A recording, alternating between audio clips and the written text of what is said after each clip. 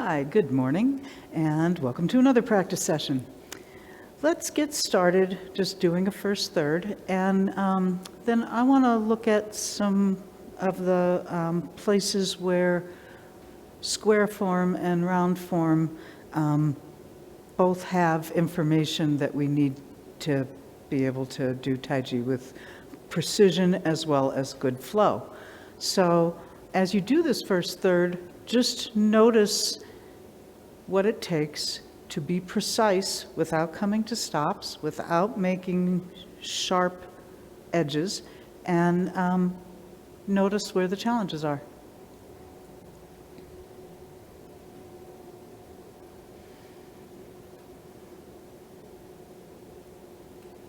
And go.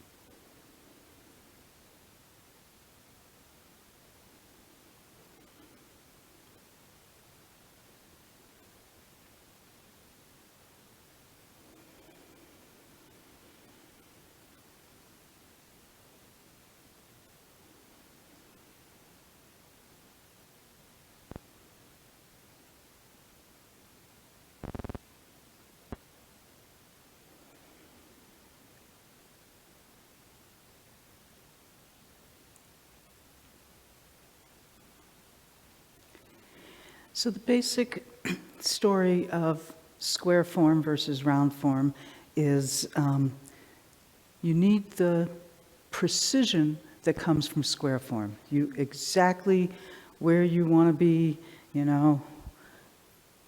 this needs to be in the corner. The ring finger has to be as if, but not touching right inside the elbow. When you turn, how far you turn, what these arms are doing, that you don't want to overturn, that when you come back into press, these hands come together at a precise angle. All these things are very precise, and without the precision, it gets a little loose and sloppy, and you miss some of what the shapes have to teach us. So you want to make sure you have precision. However, your precision can become a series, like a slideshow, you know. Ding, ding, ding. And then it lacks life and smooth, flowing connections. So we got to understand where the precise points are that we're going to, and then we need to go through them in a way that doesn't create a bunch of stops and starts and sharp angles. So, for example, a sharp angle is I'm here, and then I turn here, and then I turn here, and you see that there's a lot of just like moving back and forth without any sense of roundness that leads from one place to the next. I'm just changing direction. You know, I'm in this corner, I'm over here, I'm back here. I don't have the flow that goes through it. So we want to figure out how to go to all those places but still have flow. So I want to look at it, as you might have guessed, in the grass sparrow's tail and into single whip at the end, after the first third, getting into embrace tiger. So let's start from cross hands. We'll just go through embrace tiger. I don't want to get into that today.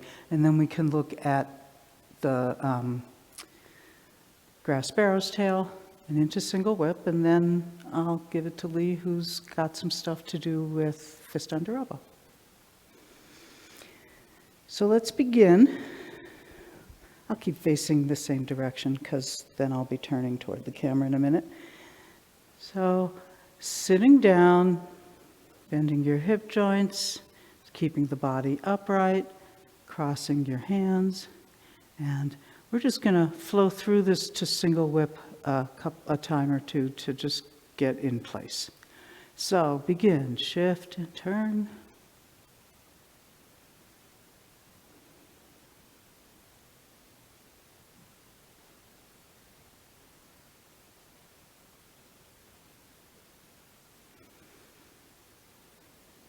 And roll back.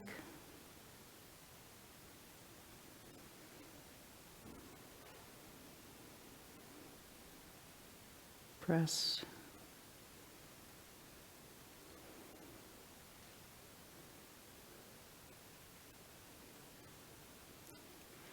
Push and single whip.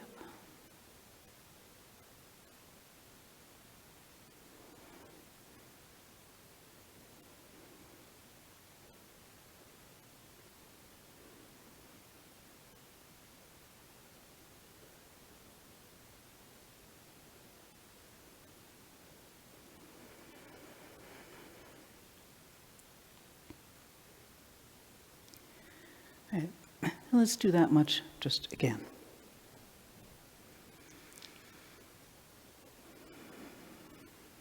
And go.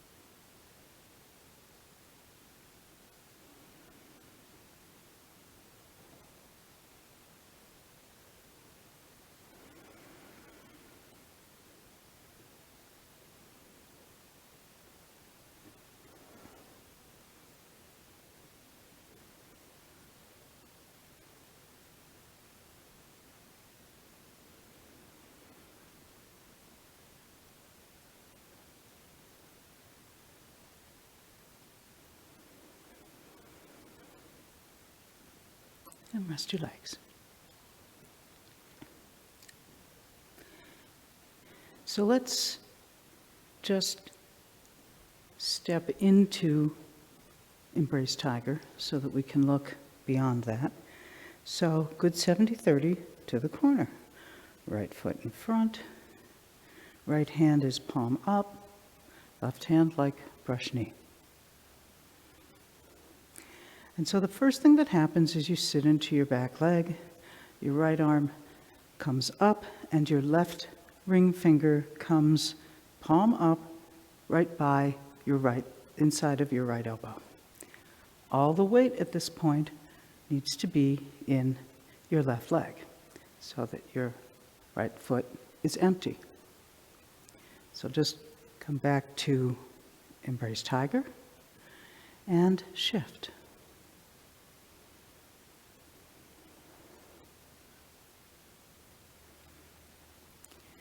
From here, you want to turn. We'll just go to the square form places right now. So turn to the left. Left hand drops and swings. You're still 100%. You need to be sitting on top of your left leg, and your right foot needs to be as empty as you can get it. Turn back toward the corner, your hands coming together, and as you shift into the final posture, your two hands touch lightly, and your arms are at 45 degrees. You're not vertical, you're not horizontal.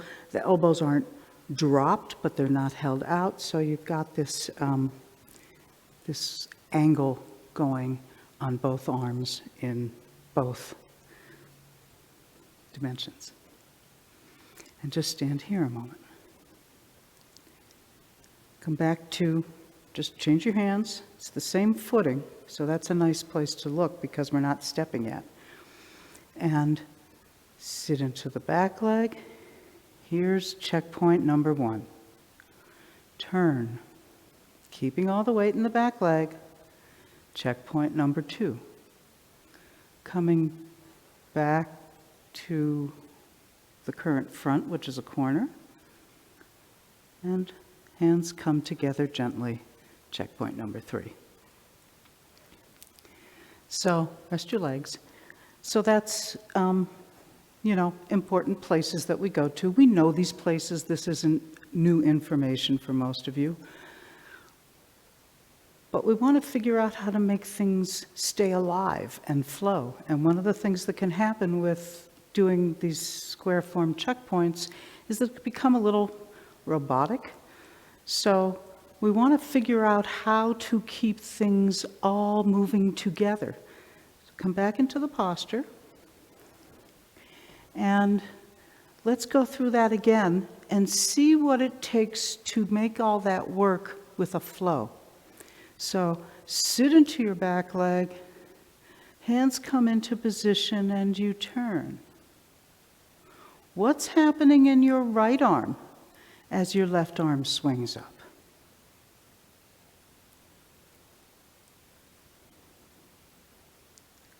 So do it again. Sitting into the back leg, right arm comes up, left hand comes in by right elbow, and turn. The left arm knows what it's doing. It's got a big swing to make. What is the right arm doing?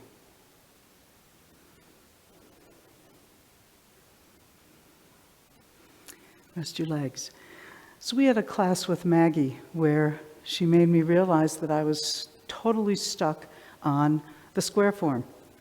And she kept telling me, no, what, your right arm, it's not moving, it's not moving. I'm like, well, where's my right arm supposed to go? I'm just, I'm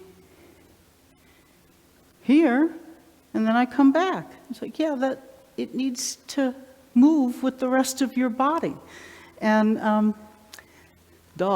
so instead of just making a movement where I turn and swing my arm and see how nothing changed here, yeah, it moved from one position to another position, but it didn't change anywhere. When your left arm is swinging, your right arm gets a little fullness, a little extension. It's almost like a ward off at that point. So there's a openness, and then when you come back into press, that arm gets drawn into the hip joint, and it starts to turn, and then these two hands can come together in a shape for press, as opposed to just being here and then coming back here and bringing this hand over, which has no life to it. So let's try that. From Embrace Tiger, I want you to sit into the back leg, let the right arm come up, the left ring finger comes in by the right elbow, and turn. As you turn, give some space to the right arm. Let it become a little full and able to change as you come back into the press for the final posture. So this stuff is subtle. Do it again and really look for the feeling of the right arm gets a little expansion and fullness as you turn here.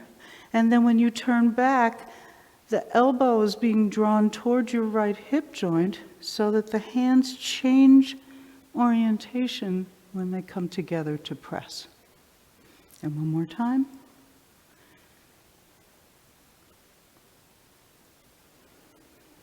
Turn and let that right arm out. The left arm has no trouble swinging. Give the right arm some space too. And notice how that brings the two hands together for press.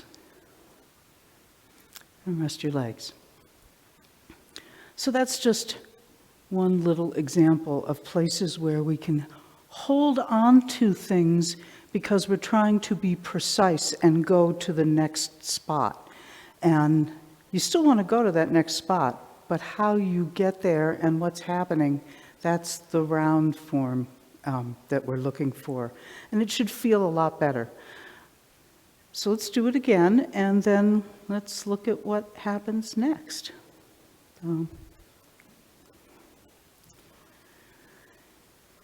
Sitting into the back leg, and turn. Both arms exchange as you turn. The hands are alive as they come into the press. And now sit into the back leg, and I'm going to stop you in your back leg here. So this is where you go to in the square form.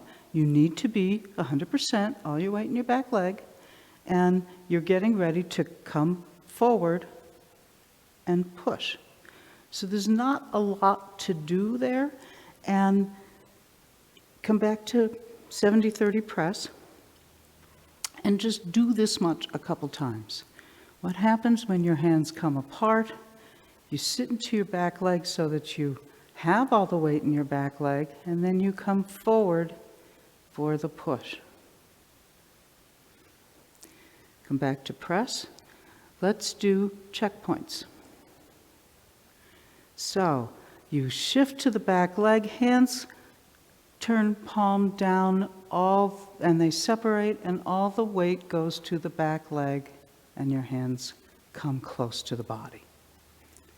Then you come forward, so once you're back in this place, you just shift forward. So notice how that's a little bit like being on a track. Let's do it that way again. So you shift to the back leg, hands turn palm down, they separate, you go to the back leg, your hands come close to the body, all the weight's in the back leg. You stop, you might check that you've separated the weight, because you want to make sure you do that, and then you just come forward. And notice how coming forward is like being on a track. There's no waist turn here, so you really just have this feeling of back and forth. Now come back to the press, and this time let's look for something that has a changing relationship to ground, and that plays out through your arms, even as you're going to separate the weight and come forward and back without turning. So this time, back into the press. Give into the ground, hands start coming apart. As you sit into your back leg, feel the arms actually dropping, the elbows dropping into your root, and then as you come forward, feel that the changing relationship with ground gives you a little bit of a shape that uses ground and doesn't just slide across it. So let's do it again. Give into the ground, hands come apart, you're sitting into the back leg, the elbows drop into your root, and then you come back forward. There's no stopping in that place where you go to 100%. So come back and do it again. Give into the ground, hands come apart, palm down, elbows dropping into the root. You give into the ground, and then the ground comes back out your hands. So rest your legs. Like I said, this can be subtle, but it should feel like a different thing when you use ground to get you forward and back versus just riding on a track going forward and back. So that's another place. And then I want to look at getting into single whip. So let's do that whole piece up to push, and then look at what comes next. So, and go. You're using ground. That means there's a changing relationship there. Both arms have life. Arm expands. It comes back in, the hands change orientation, press, sitting into the back leg, dropping into your root, letting the root come back out to get you to press. Now from here, let's just go through the square point checkpoints. So you're going to go, and I'm going to change my orientation so that I'm aiming toward you here. Sitting into the back leg, hands go down, arms are parallel to the ground. Just come back to push, and we're doing just the checkpoints. So you're here, and you just want to get yourself 100% arms parallel to the ground. So at this point, all your weight should be in the back leg. This would be the place where Ben Lowe would say, no weight, check it. Now, stay in the back leg, and you're going to turn.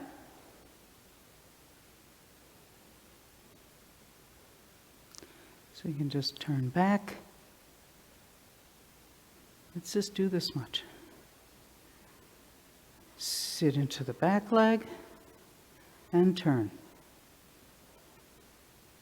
Okay, you still need to be 100% in your left leg, and then shift to the right leg, turn, and gather a hook. So your points are push, 70-30, 100% on your left leg, still 100% on your left leg, 100% on the right leg.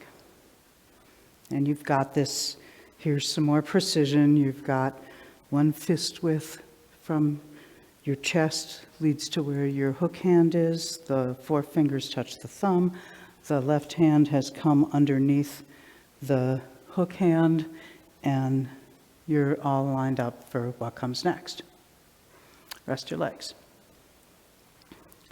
So, yes, we go to those places. This is a little tricky. When I turn here, if I hold my arms still, I just come to here, to the corner, and then when I shift, I just pull my arm back. What I want to do is find a way to make that flow, because if I just go to the checkpoint, you see how there's all these sharp edges. So what do we do instead?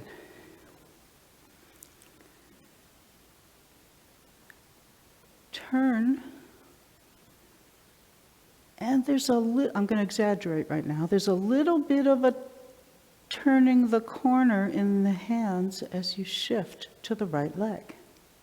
So I'm going to do it again, I'm going to exaggerate it again so you can see it.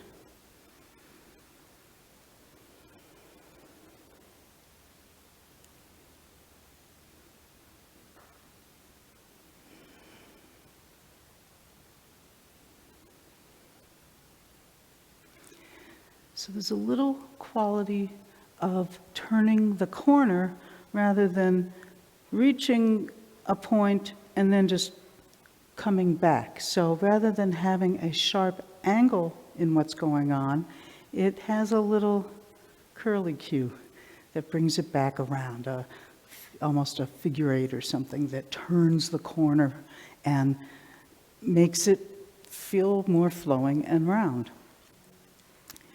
The danger is doing this.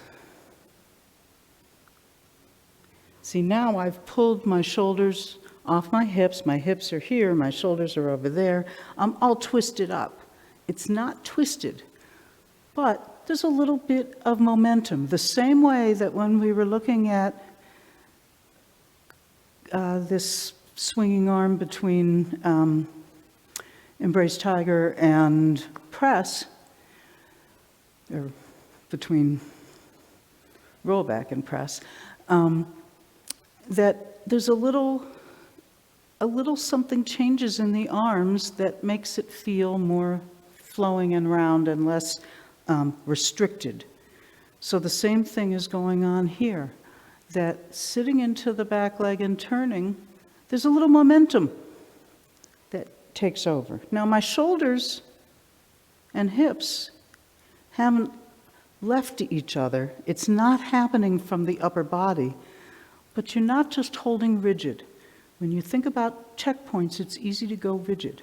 And what you want to do is go to those places, but stay open, soft, and mobile. So do this with me. And we'll just go to the gathering point, and then we'll look at the stepping as a separate activity. But take it from push.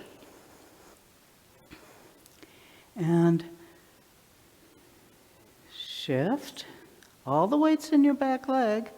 Turn. And when your hips stop turning, let your hands turn the corner and help you find the timing that shifts you to the right leg. So do it again. Go. All the weight's on the left. Turn to the left.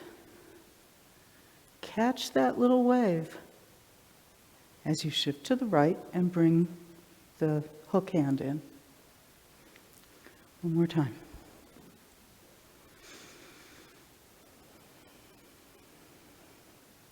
Arms are free. You turn, a little momentum plays out, you shift to the right and come in. So rest your legs. So these little changes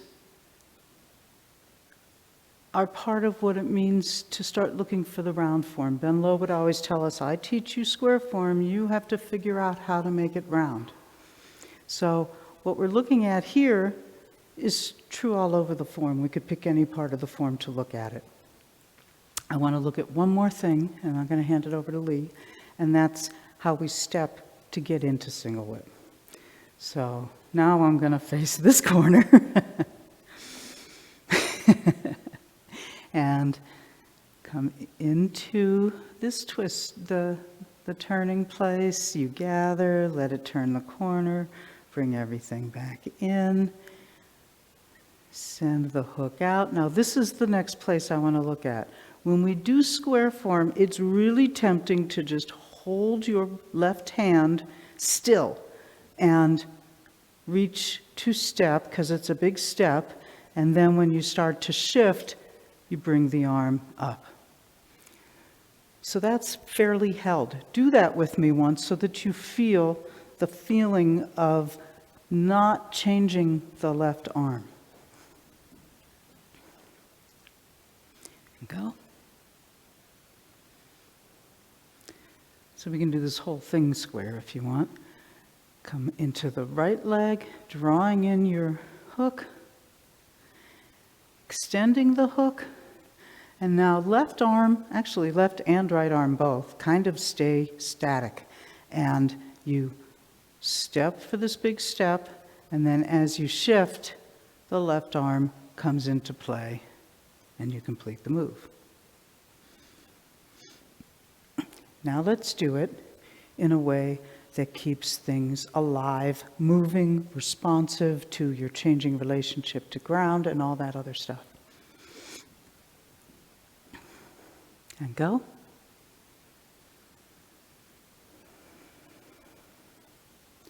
Turn the corner, come into your right leg,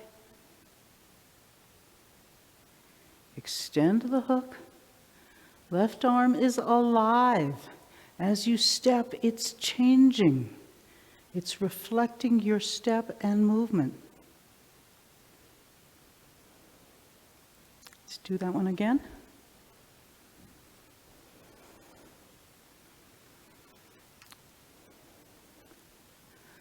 All the weight stays in the left leg. You turn. Little momentum helps you turn the corner. Shift to the right. Drawing the hook in, sending it back out. Left arm is alive. It's responsive to your stepping.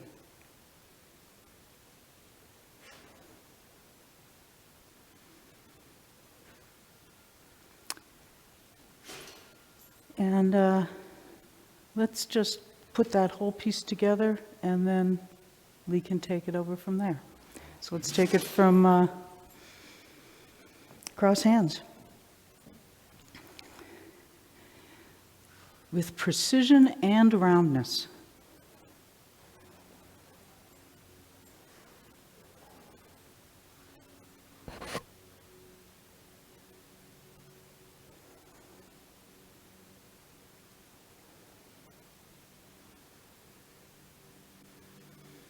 Both arms alive.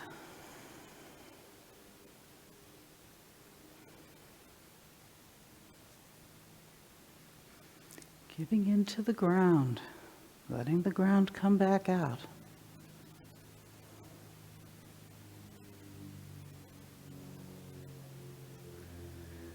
Turning, catching that wave and turning around.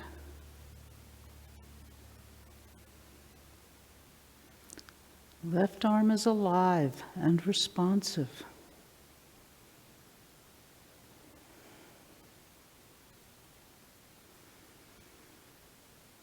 And rest your legs. And so you can do this anywhere in the form. Look at the specifics, and then look at what makes roundness appear from those checkpoints. Squareness and roundness. So, Beth said this a bunch of times, and I'm going to say it again because it really matters. The square form gives you precision, and the round form brings life into it. You have to have the precision, and you have to bring life into it.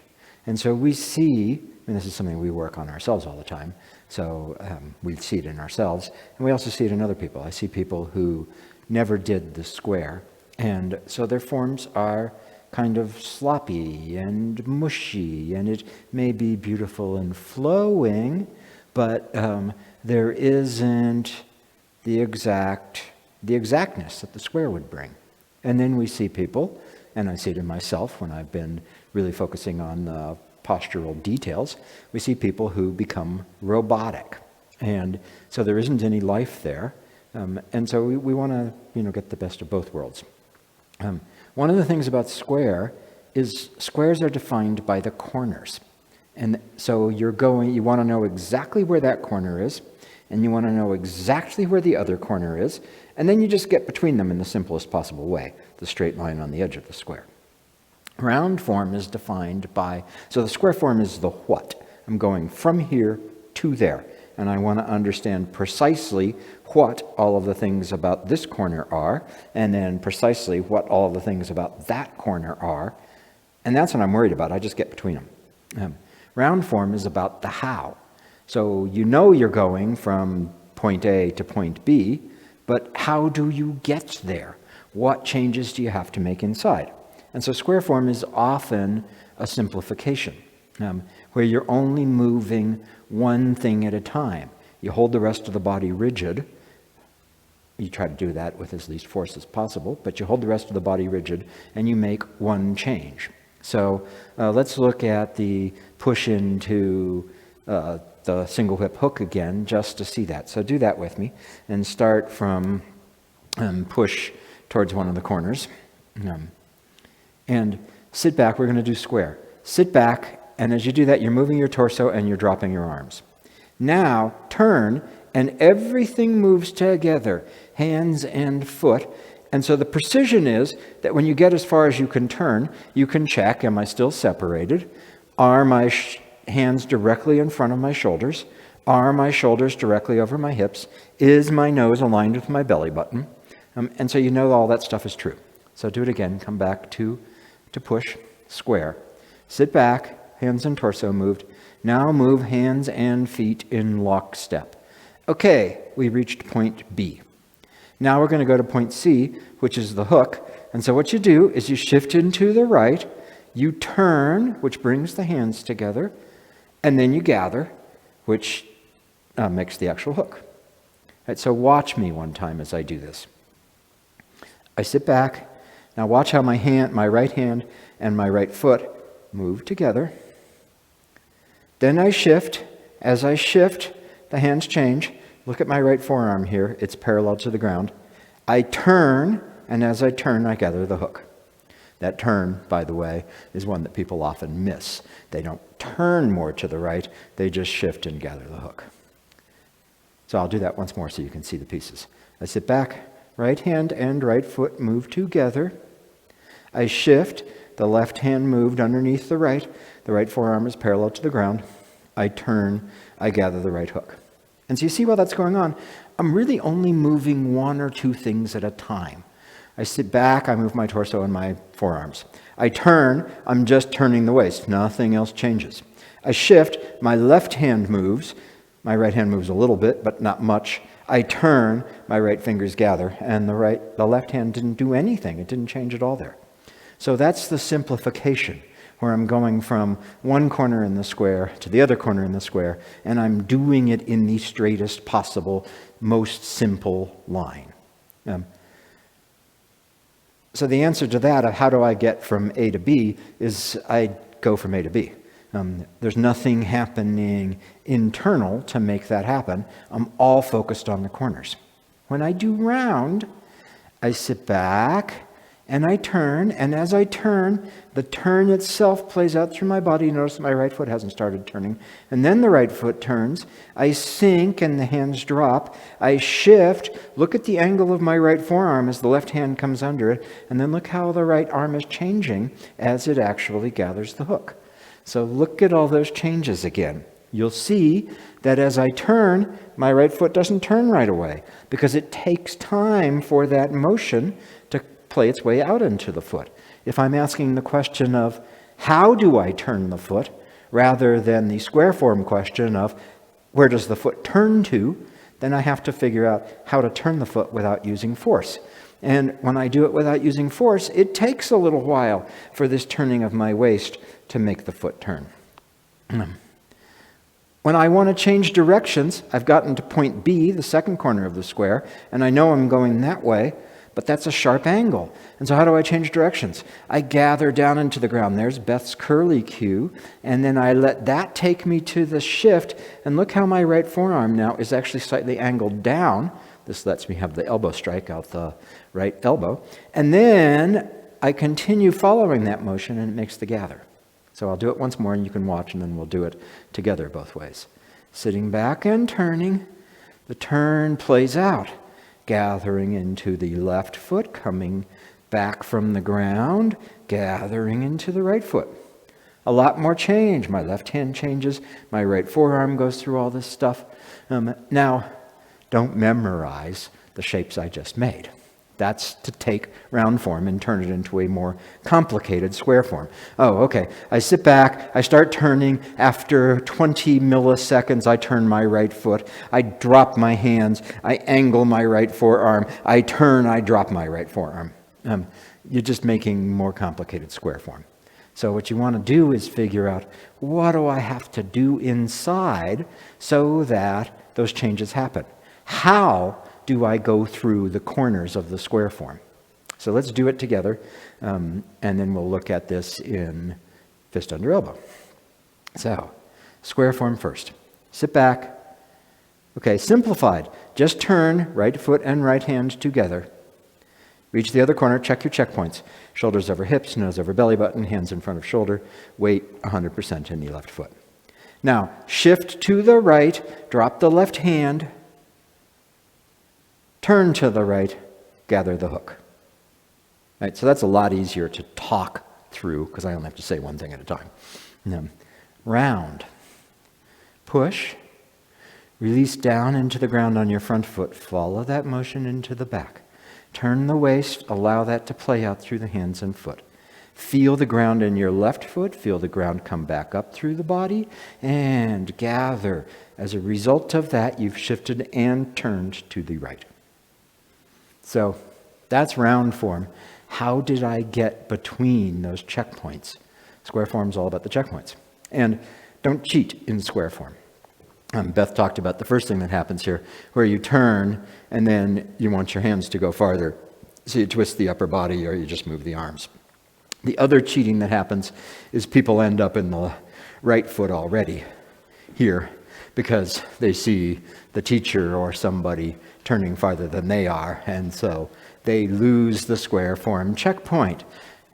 This checkpoint is in the left leg, not the right. And so what happens is because people don't have that precision, they mush into their right foot, not even realizing it, not even knowing that as they turn, they're shifting weight. And then I'll be, and we will do this again someday, I'll be teaching a class in person and I'll stop people at this point and I'll say, where's your weight? And they'll say, oh yeah, no, it's good. I'm like, is it 100% in the left leg? And left leg. So you gotta have the square there for the precision, and don't BS yourself. Don't think, oh yeah. Everything's great. Yeah, I'm separated. Well, how did I end up in my right leg? So keep that real. Let's take it from push. We'll go up through single whip into fist under elbow. And it's too hard for me to face different directions. So I'm going to face the same direction that we would be. Okay, round. Release into the front foot. Follow that motion into the back. Turn the waist. Let that play out through the arms and foot. Gather. Elbow. Gather. Turn. All the parts moving. Step. All the parts follow that. Shift. Front foot. Sit back. Feel that play out through both hands. Turn. Shift. Little step. Shift and turn. Gather, continue turning. Back to the front, left fingers over right wrist. All the way in the back, fist under elbow. Precision, but you got there with a reason. Great, take a break. So, this is what you need to do. You have to go through your form, and you have to find, first off, you have to learn all the square form checkpoints. And so, we don't spend a lot of time in these videos on those square form checkpoints. In in-person class, we tend to spend more time on that. But the thing about the videos is you can watch them again. When there's a class where we're in person, it happens at 6 o'clock on Tuesday night, and then it's over at 7 o'clock on Tuesday night, and you were there or you weren't, and you remembered or you didn't, and that's the way it was. And so then the next Tuesday, we'll work on the same moves again because people need to hear it more than once. People need to have a chance to do it more than once. Not everybody was there the first time. We didn't actually work on everything the first time. So, we'll spend a lot more time on the square form details when we're working with you all in person. With the videos, gosh, if we do it once, you can play the video again.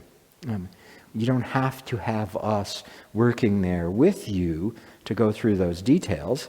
You can learn them, and you have to learn them. You need to know every single one of these perfectly. And so that's part of the process of learning Tai Chi Chuan, is that you learn how to learn those checkpoints. And so memorize them all, and really memorize them. Really know exactly where your hands are, exactly where your feet are, exactly where your waist is, exactly where your weight is, all of that. Learn it for every single checkpoint. There's only 37 moves. There's only between 3 and 5 checkpoints per move. So 4 times 37 is, whatever it is. You only have to learn 140 some things. And, learn them. Then we can spend our time on how do you get from point A to point B. And it's very rarely a straight line. And that question of how will be what actually brings life to your form. And one of the clues for you working on this is when some part of your body doesn't move. There's 2 clues. One of them is you don't know why you're going from one place to another. And if you don't know why you're making this change, that tells you that you don't know what change to make inside in order to get from, this time we'll go from corner B to corner C. You know you're supposed to go from corner B to corner C, but you don't know how you'd get there or why that would happen. And so when you find yourself with a transition like that where you're just, puzzled about, well, why does this happen? What's happening inside? That's one clue. And so you spend your time figuring out, what are the internal changes? How do I affect this? How do I make that go? And so that's where all of our stuff about the tautness and the release and the using the ground, tapping the earth's strength, that's where all of that stuff will come into play. Another big clue is when you find that some part, that all you're focused on is moving one part of the body and the whole rest of the body is frozen and held. And what that tells you is, at that moment, I'm just achieving the external effect. I'm just doing square form. I'm putting my foot where it needs to go. Rather than understanding, I do all of this stuff inside, and one of the results of that is that the foot moves. So look for those 2 things. Look for, I don't know why I'd go from here to there. It seems arbitrary, and so I just do it. I draw the straight line on the square. And 2, I'm just moving one part of my body, and I'm holding all of the rest of the body still. Between those 2, you'll be able to identify the places in your form where you need to complete that change from square to round, and where you need to figure out what happens inside, and then let go, and let those changes inside play out through the body. So you have to memorize every square point, form checkpoint, and really work on getting them right. You have to figure out what and why and how do I get from point A to point B, and you have to look for places where you're holding and dead. And if you do that, it'll open up a whole new world in your form. So let's look at this in fist under elbow a little bit. So taking it from the single whip, and let's do square first, just really quickly run over the square form details. I don't need to spend very long on that because we just did a bunch of it on Tuesday, and there's another video or 2. So unlike an in-person class where I'd need to repeat it again, I can say, go back and watch the other video. I'm just going to remind you. Single whip, square form. Sit back 100%, left forearm goes down, right fingertips open up. Turn the waist. Oh, look at that. Nothing changed but my waist and my foot moved. Shift. Oh, look at that. Nothing changed. I just shifted my weight. Take a little step. Oh, look at that. Nothing changed when I took that step. Now a lot of things change. Shift, turn, pivot on the ball, hands move. Right palm vertical in front of you, left palm open towards the rear corner. Gather. Bring the hands and foot in. Right hand is exactly parallel to the ground. Right fingers are pointed exactly at the wall. The left hand has bent, so the left hand is here by my thigh. The left foot has moved in by my ankle. Turn back to the front. Left fingers go over right wrist. Right, so those are the checkpoints again. Single whip. Sit back. Left forearm parallel to the ground. Right fingertips open up. Turn the waist, so the left hand and the left foot move straight ahead. Shift. Take a little step.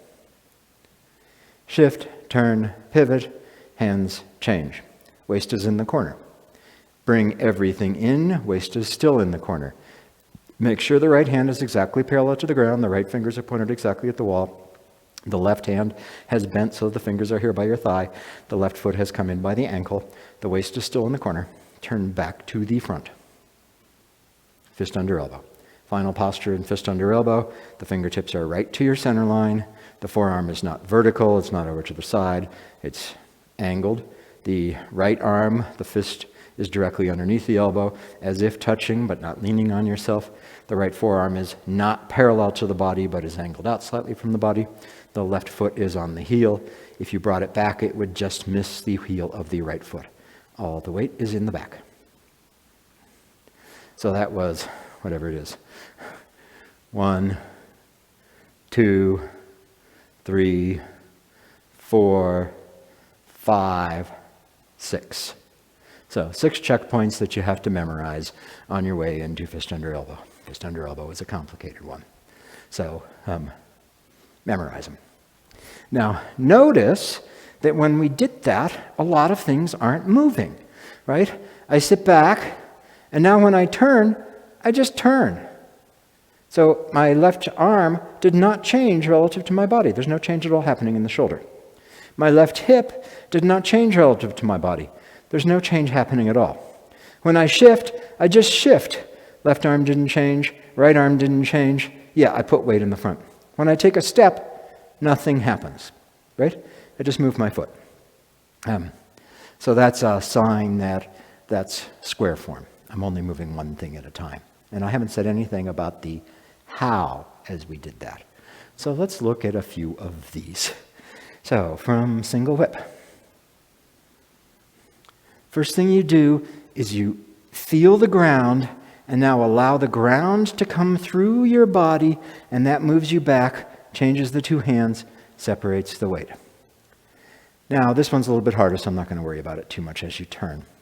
As you extend forward, feel yourself coming from the rear leg all the way through the body to the tips of the left finger, and keep the feeling of cross balance from the left foot to the right hand so you don't lose it. At this point, so you don't lose your balance. At this point, you've got this feeling of a tautness, a dynamic stretch from the ball of the rear foot out to the tips of the left fingers. And you can let go of that, and that'll move the foot. It should change the arms too. So let's really focus on that one, because I think that one of the how do I shift, and then how do I release in order to step, that one can be a door opener for you of getting into the how rather than just the corners of the square. Single whip. So go ahead, release, let the rebound shift you, turn. That's a little bit of a release too. From the rear foot all the way through the body to the tips of the left fingers, cross balance from left foot to right hand, dynamic stretch from the rear foot out to the left fingers, and let go. And let that move the foot. And did it change your hands? So see, this is a lot harder to talk about because I end up like an auctioneer where I'm saying all of this stuff to try to remind you. But this, really get this dynamic stretch. This is like when we do the hero stroll and you need to move away from the rear foot but keep it alive, not thrusting out of the ground, not letting it go slack. You move away from the rear foot and then you release it and the foot steps. Same thing happens here. I move away from the rear foot. I come up on the ball, not the toe, because if I come to the toe, the leg will go slack. I don't thrust out of the foot either, because if I thrust out of the foot, I'm disconnecting from the ground.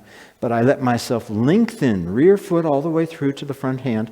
I need cross balance to keep my balance, or else I'm going to be wobbling, which will lead me to tighten.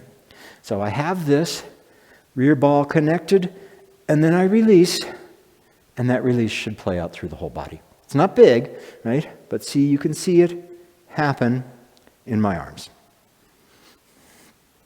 Single whip. Sit back. Let yourself step.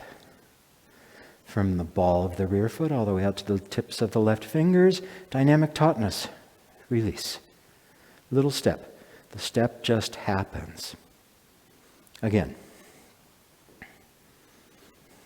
Single whip. Ground in the front foot. Hands move. Turn and step. Dynamic stretch from ball of rear foot to tips of left fingers. Release. Once more. Single whip. Go ahead. Shift and turn. Shift. Feel that dynamic tautness and release it. And look where your right foot ended up. It should have ended up in the square form detailed place we talk about, where it's angled, where it's slightly behind the left foot so that the toes of the right foot will line up to the instep of the left foot, or the heel of the left foot will line up to the instep of the right foot, and it's pretty close. It's not out. And so that's the beauty of the round form, is it gets you to the square form precision without you making it happen. And one of the things that happens in this move a lot is that when people step here, they step and they put their foot farther away than it needs to be. They use force to move the foot, and so they place it. And this time I placed it ahead of the other one. That will never happen if you find the round form. Why? If you find the round form. How? Because the only reason my foot ends up there is because I know I need to step, and I just step it. And when I just step it, because there's nothing happening internal, I don't actually know where it went. It went somewhere. It might have gone the right place. Of course it didn't. But when I do the round form, because there's a why and a how, I know I need to move my foot, and how is I let go. And when I let go, that foot is not going to go someplace on its own. It's going to go where the release brings it, which, turns out to be the square form checkpoint. So let's do it again, and then I want to look at the gather, and then we'll have spent enough time on this for today. So, single whip, we're going to go all the way up to fist under elbow. Sit back, turn, that was a release, extend, release, shift and turn, and now gather, and as you gather, really feel the ground in your right foot so that you can turn back to the front into fist under elbow.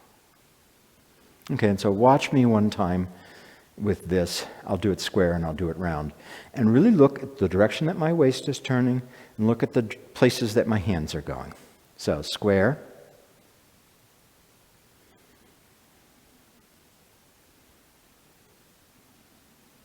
Okay, this is the part I'm interested in. Square, precise, square, precise. Doing just that again. Square, square. Round.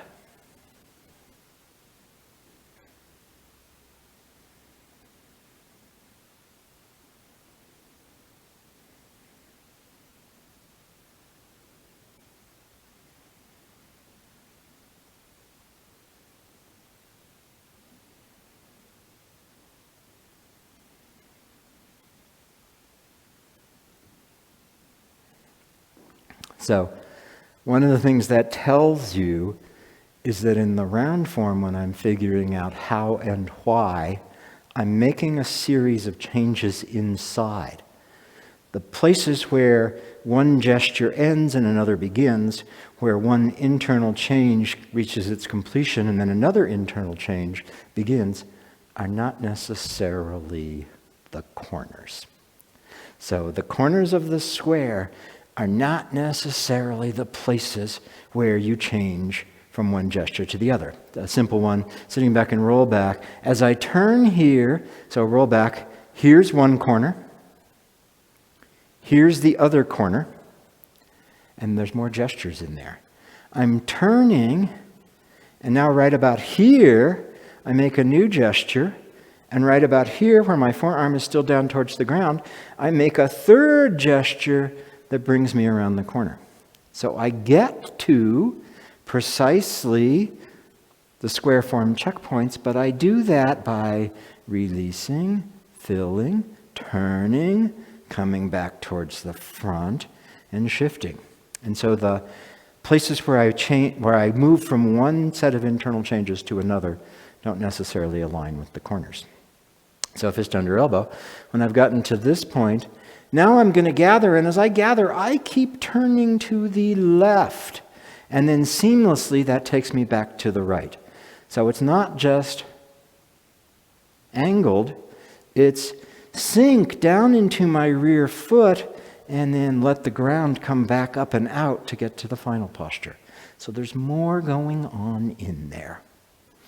Let's do fist under elbow twice more, and we'll call it a day. And do your very best. Try to make it round. I'll try not to talk too much. And enjoy it. The other secret here is round form is much more enjoyable.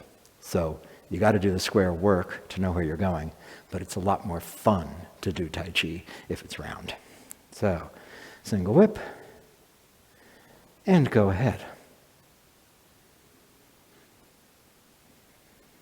Every part moves. You release. Every part moves.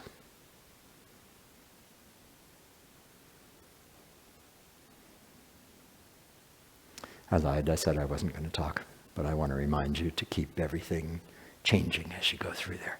Because you make a motion inside, it plays out through the whole body. So, of course, every part has to move unless it's held and dead. Single whip. Go ahead. The changes play out through the whole body.